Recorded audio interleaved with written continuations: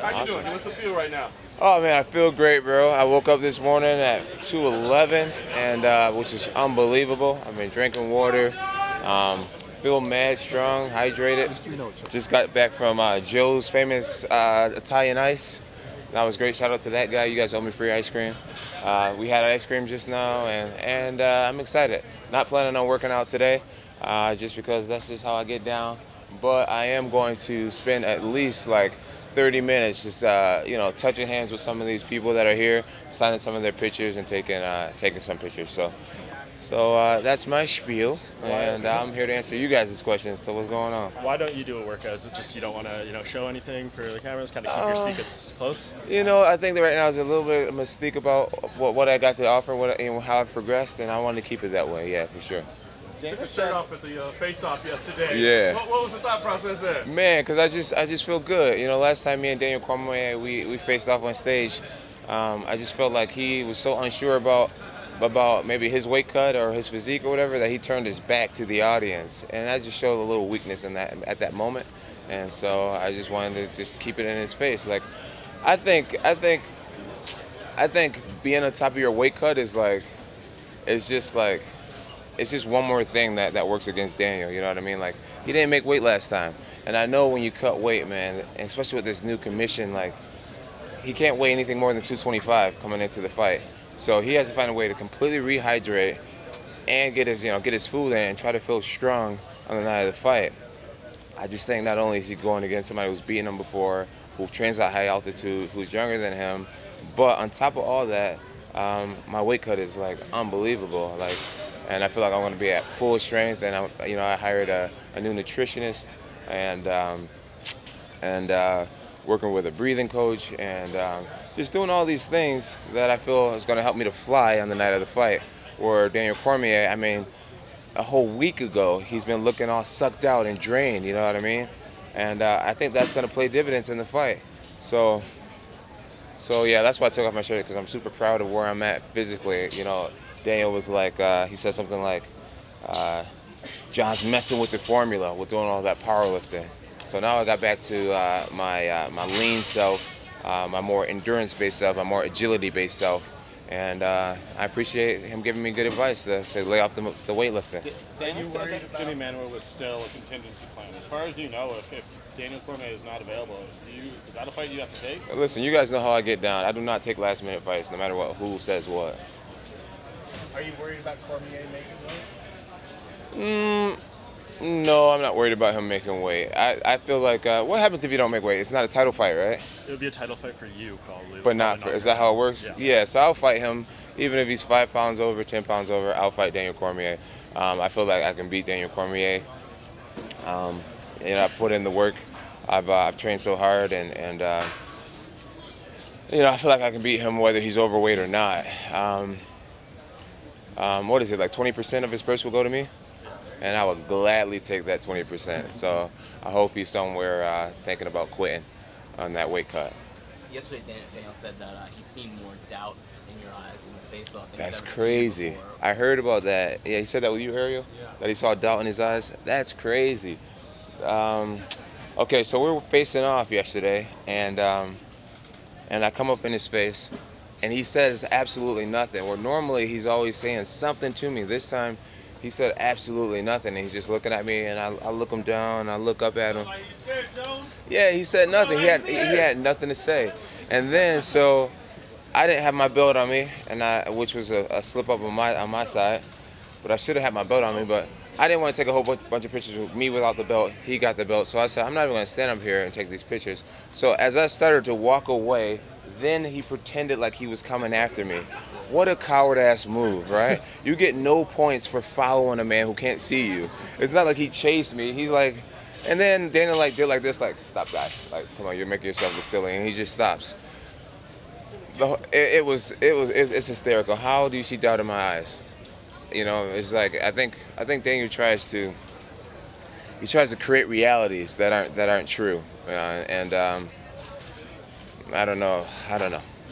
You did look him in the eyes, though, and usually you do the downwards. Why did you look him in the eyes? Well, quite a few fights now, I've been looking people dead in their eyes instead of looking away. When I was younger, I used to kind of look away. But a guy like Daniel, he has my full, undivided attention. You know, he says that he's in my head, and that's exactly where I want him to be, is in my head, because he is in my head. I think about him all the time, and that's what makes me do the things that I do. You look like you said something to him. Oh yeah, I don't know why. I don't know why this came out, but I'm just looking at him in the eyes, and I just felt like his presence was so weak, and he just felt so small to me. I've been training with so many heavyweights this camp, so he just felt so small to me, and I just looked down at him and I just go, "You little shit," and I don't know why. And then it was like, whoa, whoa, whoa. Well, yeah, I called him a little shit. Sure, I could have came up with something a lot better than that, but that's all I had at the moment. Tell me, first fight you guys ever crossed paths was at the Honda Center when he was there to corner Cain Velasquez at UFC 121. So this is kind of coming full circle. When you were offered this fight in this arena, did you think about that at all? Did you No. symbolism out of that? Yeah, I didn't really think about it. Ariel was saying the first time I met Daniel Cormier in that backstage situation where I told him I could out-wrestle him or whatever, was at the Honda Center. He's asking did I think about the symbolism and it all coming full circle and ending here. And I said no, I really didn't think about it. But, I mean, it's pretty cool that it all ends here. It started here and it's all going to end here. There will be no grudge match. There will be no trilogy. Like I say all the time, Daniel Cormier is not my rival. I have no issue with him. Me and Rashad Evans, we see each other and I shake his hand. Me and Chael Sonnen, we see each other and I shake his hand. Vitor Belfort, when I see these guys, I shake their hands. I have no problem with any of the guys that I've defeated in the past, and I'm sure I won't have any problem with Daniel after this weekend. Do you think it's possible? Do you have a problem with Gustafsson? Because it sort of seemed like you might. No, I have no problem with Gustafsson. So the thing with Gustafsson is he came out of nowhere. It was like Jon Jones is a terrible person and he's a terrible human being and I don't respect him and all this stuff. Dude, I don't even know what Gustafsson, but last time I heard from Gustafsson, he was talking about quitting fighting altogether. And now he comes back out of nowhere making comments about me. If you guys realize, I don't really come out and attack any fighter unless they come out and say something sideways about me. Like Jimmy Malinois, whatever his name. I've said nothing negative about him thus far. You can't find any negative quotes about him. Why? Because he hasn't said anything negative about me yet. So I wait for people to attack me and then I go hard. You come at me, I'm going hard. I'm going to try to say the meanest shit I can think of to get under your skin. And that's just the guy I am. I'm a reactionary person when it comes to the conflict. For the most part, I would rather just focus on the martial arts and not even like have beef with people, you know what I'm saying? But when you draw it out of me, dude, I try to win, freaking and crush people before the fight even starts.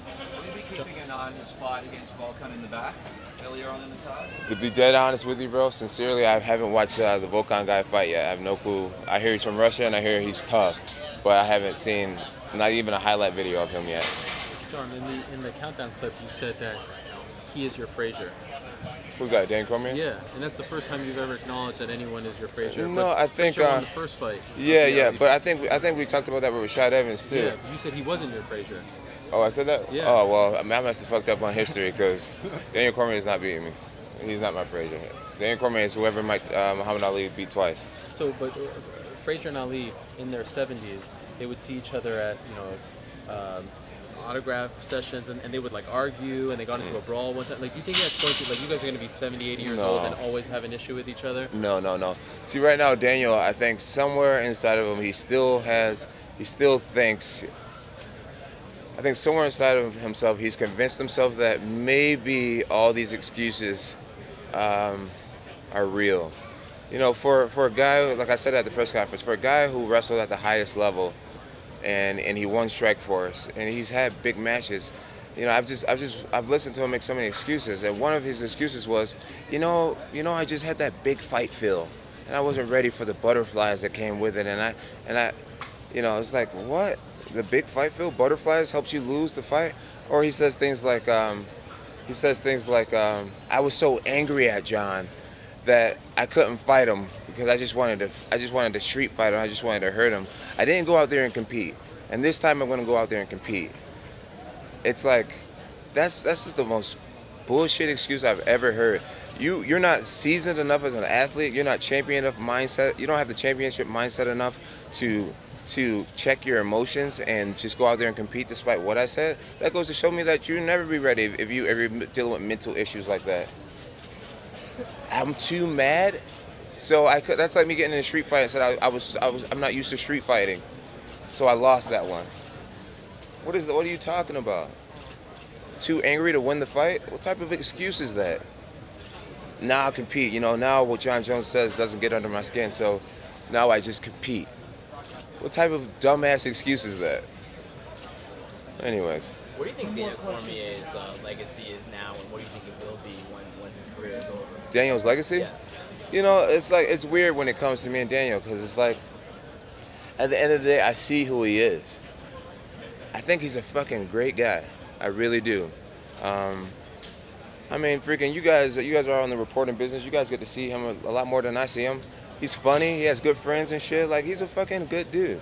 And so I want everything. I want the best for him. I really do. I wish he was just man enough to realize that he's fucking around with the wrong era. You know what I mean? He's just so happened to come into the sport. He's 39 years old and he's fucking with a guy who's in his prime. A guy who honestly believes that this is his era and does everything in his power to make sure that it's his era. And, you know, if he could just swallow that and say, you know what, I'm the baddest motherfucker outside of Jon Jones, and I can go to sleep with that because I'm still a bad motherfucker. You know, instead of just embracing that, he just comes up with all these reasons why he lost. And then on top of that, he comes up with all this stuff that has nothing to do with the fight and try to keep people focused on my past. And it's just silly. But, man, I want the best for Daniel Cormier. I really got no problem with him. The fight's going to be over soon. And I already made a conscious effort that I'm not going to be classless out there like I was the first time. I want to shake the guy's hand and just tell him, hey, bro, you're the real deal, bro. You know, you'll beat freaking 98 other guys in the division. You know, 98% of the other guys in the division, but you're not beating me. Jon, do you think this is the best fight in UFC history on paper? Because this could be the first time that #1 versus #2 pound for pound are fighting each other.